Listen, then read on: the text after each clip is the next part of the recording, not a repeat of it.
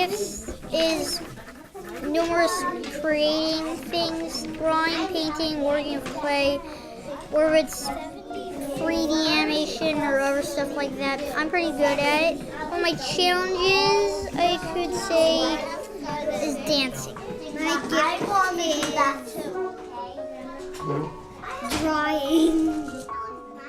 My gift is science, carpentry, swimming, cross-crow. Well, one of my gifts is inventing stuff. And my gift is also reading, doing my workbook. One of my gifts is definitely physical comedy, and one of my challenges is gymnastics. My gift is the monkey bar.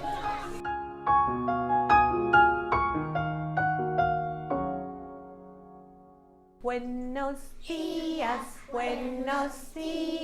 ¿cómo estás? The heart of this school is the teachers. So what we wanted to do today was teach you a new trick. Writers use all of these tricks. Today we're going to give you a new trick. We're going to do some brainstorming. So would you make a new bubble for us that says habitat? When I visited Berkeley Montessori School, I visited every single classroom in the early childhood, in the elementary, and in the middle school, and I spent a lot of time observing in each of the classrooms.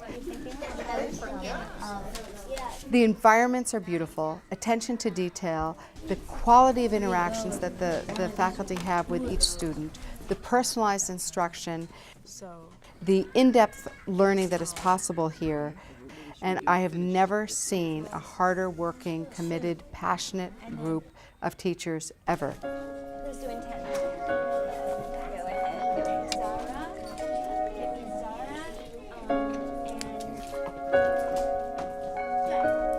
I think the school has all the foundational pieces in place. It's now time to sort of take that to the next level. Where's your Our challenge is to really look at, well, what are the opportunities that we haven't explored here that could better meet the whole needs of every single child. Towards your spine, stretch your back. Inhale, arch your back. Stretch the front side of your body.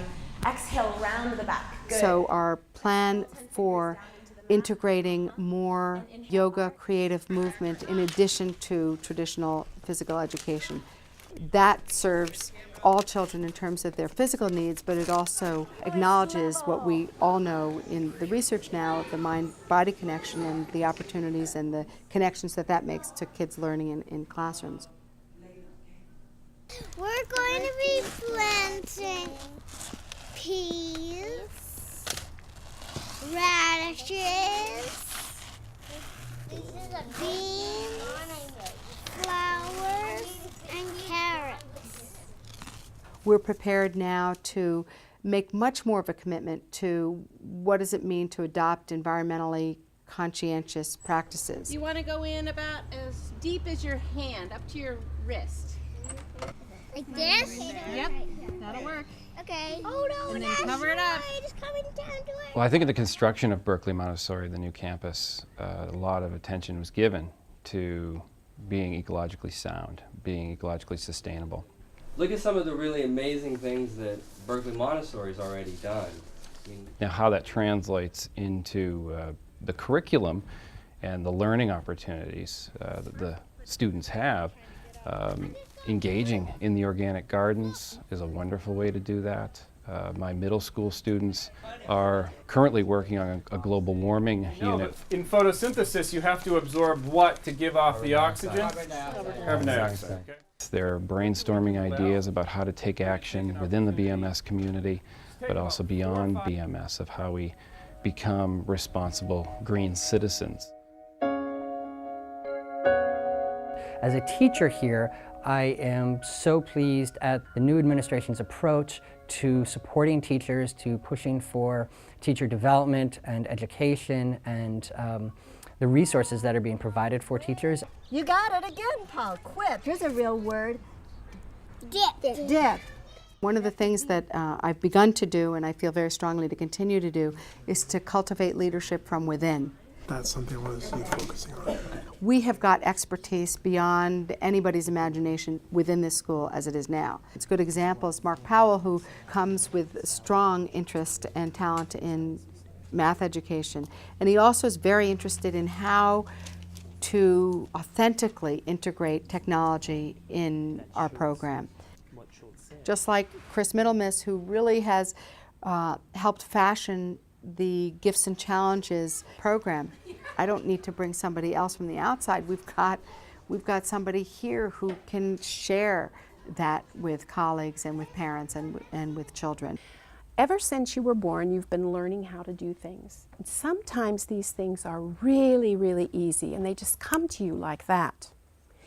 And we call those things that are easy for you to learn, we call them your gifts. Also, since you've been born, some of the things you've been learning to do have been hard for you. These things we call challenges. We are all born with our own special package of gifts and challenges. And that's what makes the world a fun place to be, because we are all special and different. Yeah, I'd say being friendly is a Peacemaking. peacemaking. Helper. Oh my God. Gift. In traditional education, there's a very narrow way of looking at educating a child. It's about how smart are you. In this kind of environment, it's in what ways are you smart. It's working with the assumption that everybody is smart, and smartness gets shown in different ways. So for me, the idea of the gifts and challenges, bringing the uniquenesses out of every single child, is such an important value. Okay, one of my gifts are math, and one of my challenges are patience. One of my gifts is soccer, and one of my challenges is science. I think one of my gifts is probably humor. And then one of my challenges. I have a really hard time connecting ideas. I think the community of both teachers and parents and children are really the gifts of the school. I want this school to be a joyful place. I want this place to be a place where everybody feels known, where everybody feels welcome, where everybody feels like they're in it together, that it truly is a place where we're working towards a greater good, and that our children are the beneficiaries of that, and then ultimately our world is the beneficiary of that. That's profound work. That's profound work.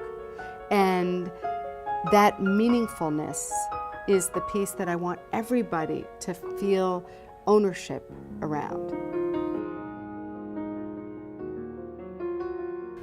According to Montessori, within each person is the nugget of who they were meant to be.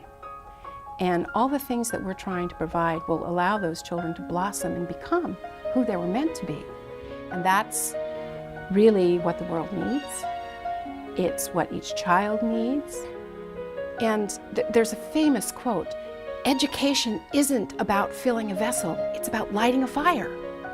That's what we're doing here, we're lighting a fire.